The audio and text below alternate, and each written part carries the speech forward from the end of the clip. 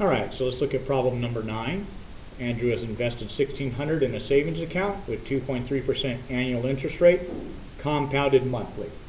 So we're going to follow the formula. A equals P times 1 plus R over N to the NT.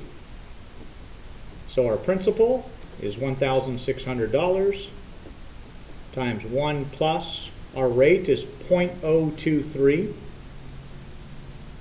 It's compounded monthly, so the number of times we compound it is 12, and then 12 times our number of years, which is 20 years. Now there is one thing that you have to be careful of. If you're using one of these calculators right here, if you don't do it correctly, instead of being to the exponent of 12 times 20, you get exponent 12 times 20 is what you end up calculating. So if you've been having some issues with incorrect answers, let me show you where that mess up is on this type of calculator. So the 1600, 1600 times parentheses 1 plus this stuff, 1 plus 0.023 divided by 12, close parentheses. Then when you do your exponent and you do 12 times 20 like this, that's exponent to the 12, then times 20.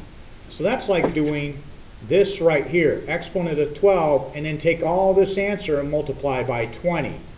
If you want it to the exponent of 12 times 20, you needed to put parentheses around this 12 times 20. So what would have been more correct would be right here, exponent, open parentheses, 12 times 20. Now it'll raise it to the power of 12 times 20, which gives us 2,533. If you use the yellow calculators, it's more easy to see that it doesn't mess that up. 1600 times parentheses 1 plus 0.023 divided by 12, exponent 12 times 20. And you can tell by the way it's written that that 20 is still inside the exponent and not on the outside. 2533.4. So our final dollar amount is $2,533.40 if you're worried about some change. How long exactly would it take for his initial investment to be doubled? That is the same as problem number 6. Somebody started out with $2,500. They wanted to get to $500,000. When I do this divided by this, I get 2. That means double. So really I'm doing 3,200 equals 1600, 1 plus 0.023 divided by 12 to the 12t.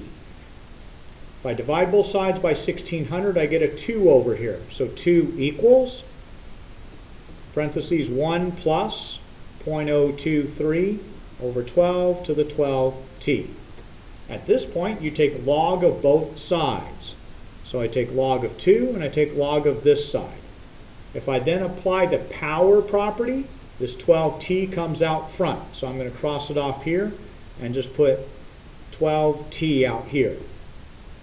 So I have 12t equals log of 2 divided by the log of this stuff right here. Log of 1 plus 0.023 divided by 12. And then to get everything, to get t by itself, I'll need to divide by 12 again. So I'll say divide by 12. But that needs to be on the outside. So when we punch it in the calculator, we have to have log of 2. Make sure to close the parentheses. Divided by log.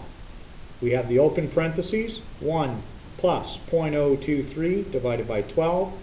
Close the parentheses. And then I can just type in division by 12, and that puts it on the outside. Enter. 30.165, which we can round up, 165 I can round off to t being equal to 30.17, and that would be in years, or just over 30 years.